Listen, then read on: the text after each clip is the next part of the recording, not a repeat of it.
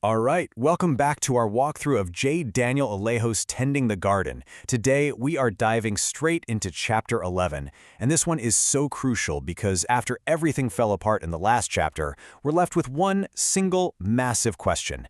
How in the world do you even start to rebuild? You know, the chapter starts exactly where it needs to, right there in the rubble with you. It gets that feeling of being completely disoriented, just exhausted, where all the words that used to feel so solid and true now just ring hollow. It's that feeling like the very ground beneath your feet has cracked, and you're left not really trusting anything, especially not your own sense of what's real. So, just to ground us, let's do a quick recap of how we even got here.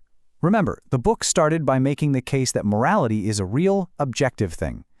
Then it kind of humbled us by showing us just how limited our own internal compasses can be. We spent a bunch of chapters digging into how our habits and practices actually form who we are. And then, Chapter 10, we had to face that painful reality of collapse.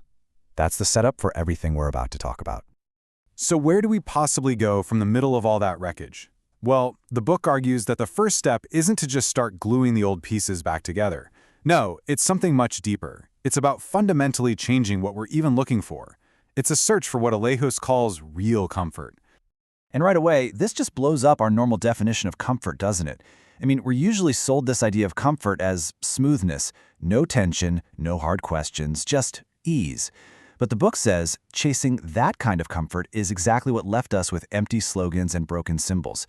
It turns out that brand of comfort is just an illusion, and the moment life gets real, it just rots away. So here's the big idea. Real comfort isn't about avoiding pain. It's about orientation. It's that deep sigh of relief you can finally take when you know for sure that what you're standing on is solid, even if that reality is a tough one to swallow. True comfort isn't ease. It's alignment with what's actually real. And this just perfectly nails the goal, right? The mission right now isn't to find some perfect, airtight system of answers for everything. The immediate need is way more basic than that. It's about finding a floor, something that's safe, not because it tells you what you want to hear, but because it doesn't shift and buckle when you're tired or confused or leaning on it with all your weight. Okay, so before we can find that solid floor, we have to get really honest about why the old ones failed. And the book gives us these two amazing metaphors, two ways to diagnose the problem. This is such a brilliant distinction. False floors. Think of those ideas or beliefs that look totally fine on the surface, but the second you put some real-life pressure on them, a crisis, a big loss, a tough question, they just crack. And then you have facades, which are even flimsier. They're literally like a Hollywood movie set. It looks great from the front, but if you just walk around to the side, you realize there's nothing holding it up. False floors fail under pressure, facades fail the second you just look at them funny. And this leads to such a profound point about what truth even is. See, a facade is two-dimensional. It only works if you look at it from one carefully controlled angle. But real truth is three-dimensional. It's like a rock. You can pick it up, you can turn it over, look at it from the top, the bottom, in bright light, in the dark, and it's still a rock. It's stable and consistent from every single angle. And here's the big takeaway from that. If a belief system you hold needs you to avoid certain questions, if it tells you don't look behind that curtain, if it requires you to keep a safe distance to keep believing it, well then you're almost certainly dealing with stagecraft, not substance. Truth doesn't get nervous when it's questioned. Facades do. Okay, let's get practical. If we're surrounded by all these potential false floors and facades, how do we find something that actually holds? Well, the chapter gives us a really simple but powerful toolkit for reconstruction. This is the question. This is the pivot point for the whole chapter, moving us away from just tearing things down and toward actually building something new. And notice, it's not asking you to pretend you've got it all figured out.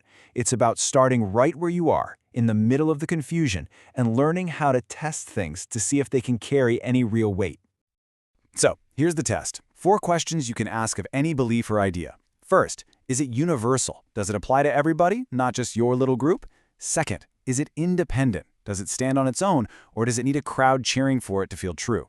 Third, is it unbreakable? Does it hold up even when people fight against it or ignore it? And finally, that one we just talked about, is it consistent? Does it hold true from every single angle? This is how you start to tell the difference between what just sounds good and what can actually hold you up. And the best part? You don't have to rebuild your entire worldview overnight. The advice is so simple. Just start with one thing. grab onto one piece of debris in the wreckage that you know, without a doubt, is real. Maybe it's a simple fact, like 2 + 2 is 4. Or maybe it's a deep moral truth, like torturing children for fun is always, always wrong. Or maybe it's smaller, more personal, like remembering an act of kindness you received and knowing deep in your bones that it was not fake. You start there and you start to relearn what truth feels like. So once you find something real, even just one thing, the work starts to shift. Now it becomes about the tough, ongoing practice of aligning your life, and this is so important, aligning your language with that truth. This is absolutely key.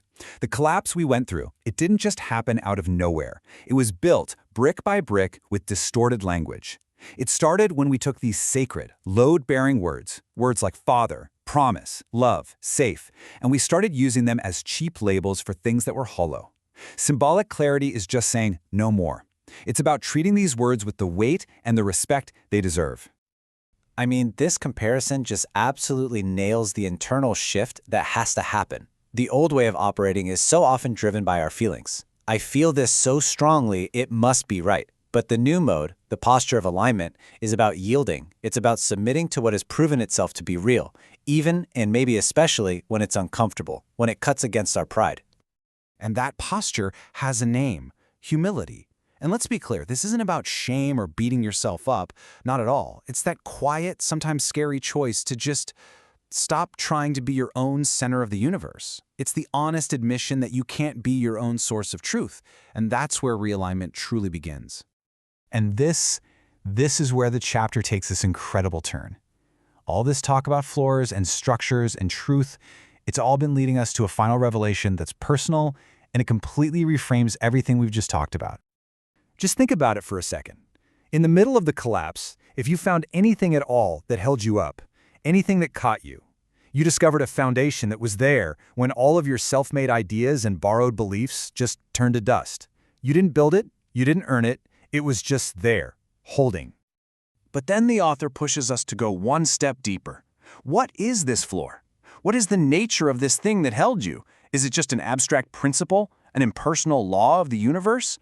A neat philosophical concept? Is it just an it? And here it is, the stunning conclusion of the chapter. The floor isn't a philosophy. The truth that holds you isn't a system of ideas. It's a person. It's a he who wasn't just standing outside the chaos, but who entered the wreckage with you, who bore the weight that crushed you, and who is the very reason the floor held in the first place. And when that clicks, everything changes. All that hard work of alignment is no longer about you trying to conform to some cold, abstract standard. It's about responding to a person. It becomes a relationship. And that act of submission, of yielding, it's no longer about admitting defeat. It's about finally accepting a rescue that has been happening all along. So this is the thought the chapter leaves us to wrestle with. This whole journey of rebuilding, it turns out it's not actually about you mastering a moral code or becoming a better person through sheer willpower. According to Alejos, it's about being rescued. And the only question left to answer is, will you finally trust the one who is already holding you?